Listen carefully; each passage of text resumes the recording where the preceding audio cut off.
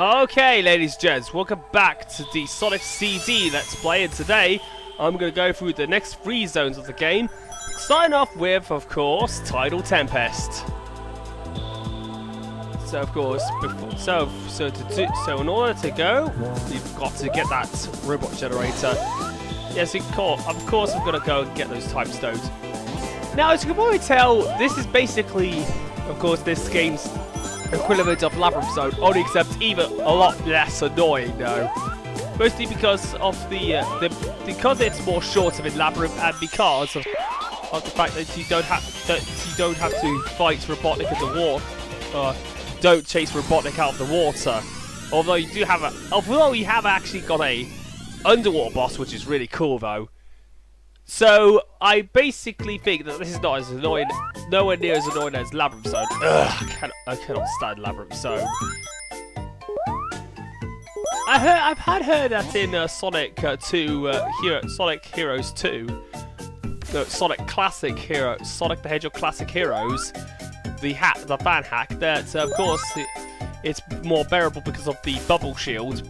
But basically, I could actually play that game one day on an emulator. I might do that with my HP laptop, so I can actually record both my voice and the footage at the same time, though. So, yeah. Okay, so with that being said, Act 1 is completed, and we're gonna go off to our next get our next time stone. Ching, indeed.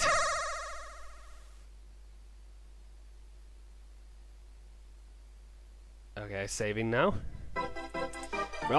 So this is okay. So as I stated in my review, this is where things get a lot more intense in terms of getting those UFOs. US UFOs cannot stop going around all over the place. And trying to get those results in me going into the water quite a lot of the time. I have to do this trick in order to straighten myself out better. Thankfully, because of the smooth frame rate, I will be able to, thanks to the rebuilt from the ground up, remastering by Christian Whitehead, I was able to get this done. There we go! 47 seconds left to spare. But at least the special stage music is quite, quite groovy though. Alright, time stones. So we got the 5th time stone. But the next one, oh Jesus Christ.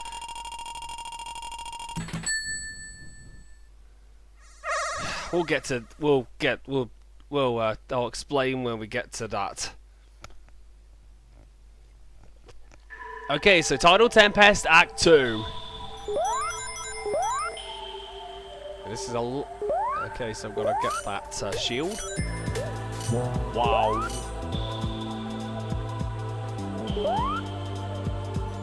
Whoa. Managed to get through that. I got past that, good. Whoa.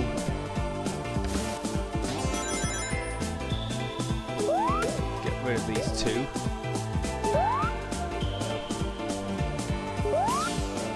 Oh! Some of those missiles from that submarine bot really are blind. Do you know how small they are? Well, they are really that small. Oh, come on. Ugh. Stupid flame things with that statue is pushing me. Oh, come on, I need to get to the other side. Come on, I need to get up there. Ugh, I just want to get up there. Thank you. I need to get up here because this is the best way to get to the past.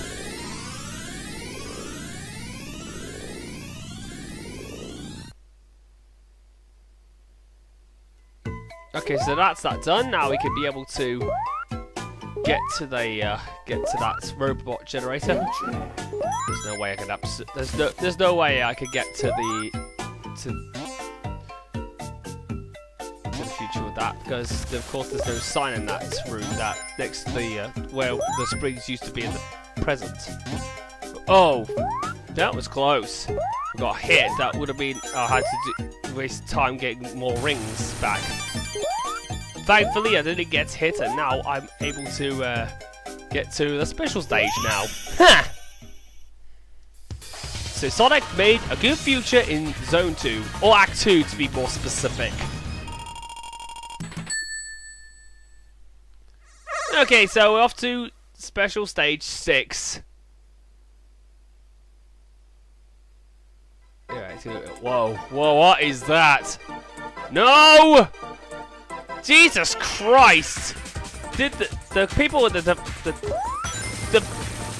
people originally responsible for this game must have been on crack, because this LSD trip is very stroby. Oh my god! Oh my god! It's absolutely giving me a headache. Ah! Come. I don't know whose idea it was to do this. I bet the people who actually played this game actually suffered. I think some people actually might have had a seizure while playing this stage. No, I'm not trying to make a joke out of it. I'm actually dead serious. How could anybody be able to, you know, cope with this kind of strobe? Oh, I need to get this quickly done because it's really hurting my eyes now. Ah! Come on!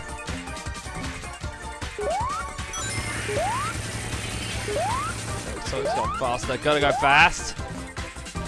Don't need that thing on near me. There we go. Finally, I can stop getting my eyes strobing. I mean, like what I said, whoever made this special stage must have been on LSD or crack. Because who can it be able to cope with that kind of strobing background and never get dizzy or suffer a seizure? I despair, really do. But at least I still got that time stone. Okay, Act 3, and this is where this is where, of course, we'll be able to. This is basically another boss that I actually kind of like. Oh, I love this Good Future theme. It's actually pretty beautiful, though. Actually, look at that. It's the Good Future of what is it? The Tidal Tempest actually is an actual aquarium. Look at those plants, and then you can actually see some fish in the sea as well. I need to get that ring. Oh god, I should have jumped. Well, here we go. There we go. Now I can be able to get straight on with the boss. There's some fish there. Oh, here we go. Here comes Work That Sucker to Death. Work that sucker to death. Come on now, work that sucker. Yes, ladies and gentlemen, that is Zyvian's Work That Sucker to Death. That's that the people actually, you know, sampled. Oh, I hate you, Robotnik. Basically, the reverse of I hate that hedgehog from the Sonic Hedgehog. Whoa, I got that bubble. Nearly beating him. Ah, got him. I think I actually made a parody, but I think I actually decided, sung. I most recently in my head managed to make a, parody version of Work That Sucker to Death called Work That Scrub to Death. Possibly in relation to Darkside Phil. Oh, speaking of which, he is playing Sonic. He's actually playing Mario. He's playing Crash Bandicoot Insane Trilogy, and oh my god, I cannot believe he's going to play that game. Oh my god, ruining possibly one of my favorite video games of all time, Crash Bandicoot 3 Warped. Why on earth is he going to ruin the childhood of so many people? It's definitely that that he wants to play this game. I also ask, is that inconsistent of him, considering that he actually did the original versions of the first 2 Crash games? Now he just decides to do the remastered Crash 3 in the Insane Trilogy. I definitely figured that is definitely inconsistency, especially from Phil.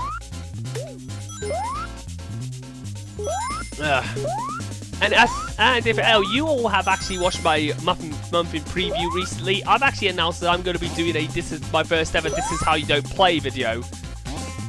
This is how you don't play Crash Bandicoot 3 Insane Trilogy version. This will probably be, as it's probably one of my favourite games, as Crash Bandicoot 3 Warped is one of my favourite games of all time. How dare Phil ruin a favourite of mine, especially when it comes from a child, especially when it's considered to be the best game of my childhood favourite franchises, Crash Bandicoot. I'm gonna be honest with you, I absolutely love Crash Bandicoot. I can never get enough of playing them. The classic games on the PlayStation, especially Crash 3 and Crash Team Racing. Love those games. I'm also considering on replaying those 2 and Crash 2 sometime, the original version, before I actually eventually do the Insane Trilogy version. I might do the Insane Trilogy version though. Speaking of which, I played the game and I'm so far loving it. I'm gonna probably go to number 2 the next time. I'm gonna start off at number 2 at the next time.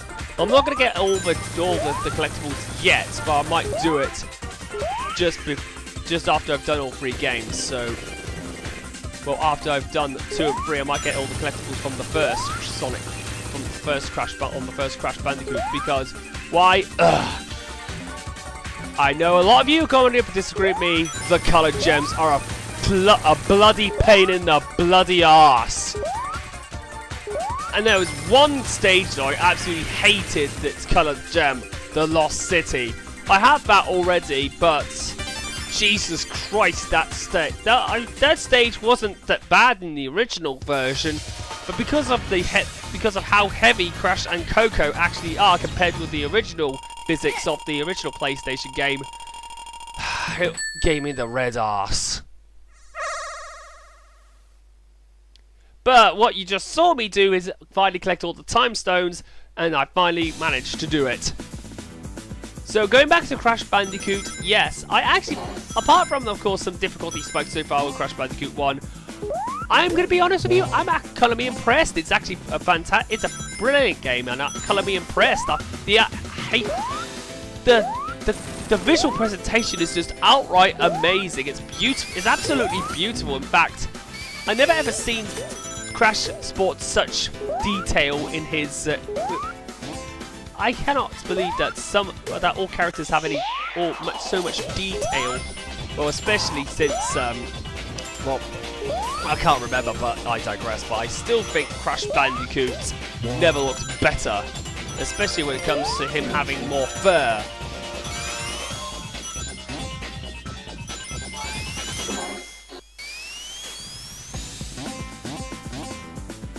Yeah, but anyway, I actually still like Crash Bandicoot. It's definitely a game I would definitely pick up and play. It's still my pick up and play video game. I just want to go back to, of course, the original games before, considering LP, Crash Bandicoot, Insane Trilogy. Oh, and speaking of which, I'm actually considering on actually getting myself a new capture card, a brand new video capture card for my Let's Plays. Yep, I'm actually going to be upgrading my other media soon, so basically I'm going to have HDMI recordings as opposed to the component cable that you see in the 2,000 years later. Okay, so it's time for a boss fight. Dr. Robotnik, watch out. Come on now, work that sucker to death. Work that Robotnik to death. Come on now, work that Robotnik to death. Once again, this is where, of course, I get to hear more of the boss theme. One of the most saniest boss themes ever, and I actually say this right now, it's one of my favourite boss themes of Sonic, the Japanese boss theme. This is a lot more upbeat and catchy, just cheery, compared with the US soundtrack. Now, the US soundtrack is a little bit more fitting with Dr. Robotnik standards, but this is more, you know, zany. Oh, god damn it, I got I lost my rigs at the last moment, but at least I managed to, you know, crash Robotnik's party though.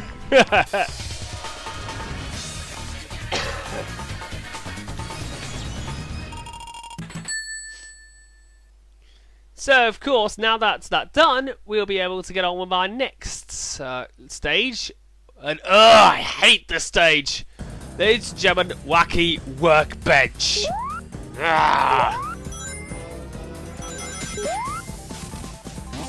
But if anybody's going to hear this by now, if anybody hasn't actually followed my, you know, my update video yet, I actually am announcing that I will be getting a new capture card soon. I'm getting myself a new AVerMedia. Yes, an upgrade to my AVerMedia, doing one that will utilize HDMI recordings, but not. But once again, will be it will be independent from the computer, so I won't be able to use my laptop to record footage to connect. But I will still be able to use a I will be able to use a hard disk drive. Yes, that's right. I think hard disk drives are a lot more. I think I'm better off using a hard disk drive because it's a little bit more flexible though. Because AVerMedia capture cards actually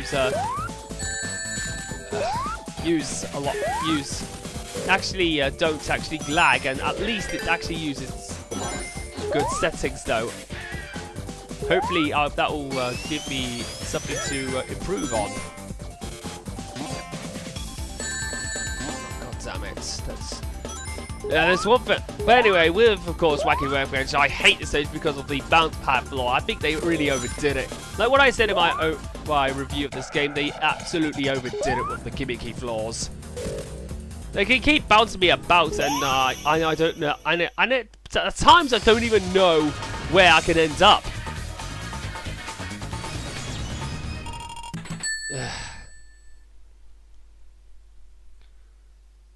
Okay, so Act 2 coming up. Another thing that really annoys me is, of course, these electric coils. Once in a while, electric coils will go up, and you have to, of course, wait until have to avoid getting hit by them.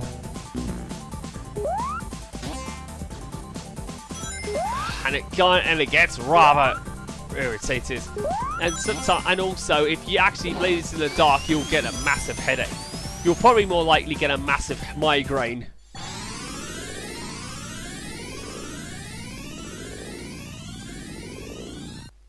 Okay, so we're off to the past again.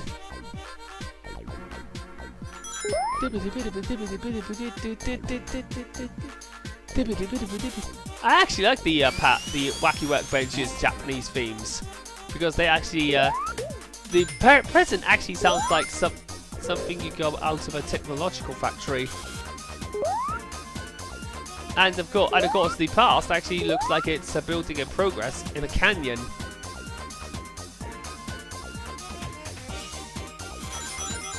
I can actually see some cranes. See what I mean about the electric coils? They don't. Sometimes they indicate where they go, and they usually flash. When they flash, don't touch them. It's very difficult to touch them when you're actually being pushed around by the gimmicky, of course, the bouncing floors. So yeah.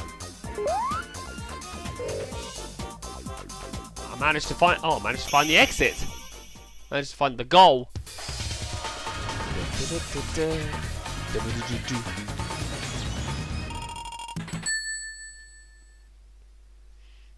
Okay, so because we got the time stones, we don't have to bother with the robot generators in the past, as every future will be bright and cheery.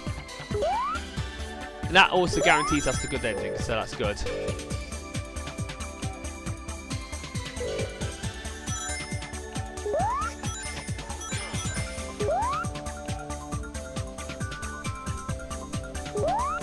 Absolutely love this. Absolutely love the good future of Wacky Workbench because the fact it looks more like a toy factory.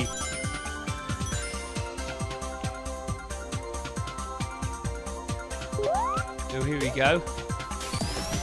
Look at possibly the most useless speed shoes. The most possibly an area where you can't even use it because this whole this is more about platforming and not using much of the gimmicky floors as possible.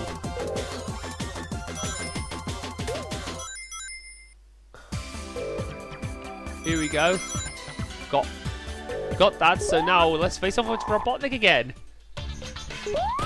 Oh, and he comes. Oh, he's got angry now. Okay, so what happens if you actually hit him? He gets angry and he actually drills the ceiling.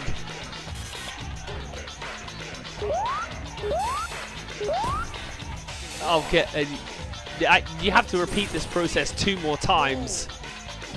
If you have to hit him once again and then once he actually and then he hits the ceiling, and then all spikes come off. You can see the spikes gone. Then one more hit and Robotnik will be gone. And you're out of here.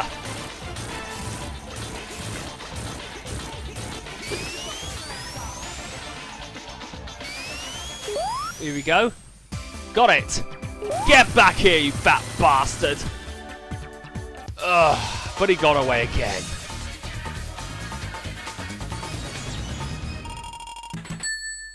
But at least we've got 2 more zones to go after this. Yep, that's right, 2 more zones, and then we'll be finished with Sonic's Path. Oh my god, Stardust Speedway's next. But that's going to come at the next part. So until next time, I will see you guys for when I'm going to finish off Sonic's Path. And then after that, I'm going to be taking on Tails' path. Just to see how Tails' gameplay fares in Sonic CD. So with that being said, I'll see you guys in part 3 of the Sonic CD replay.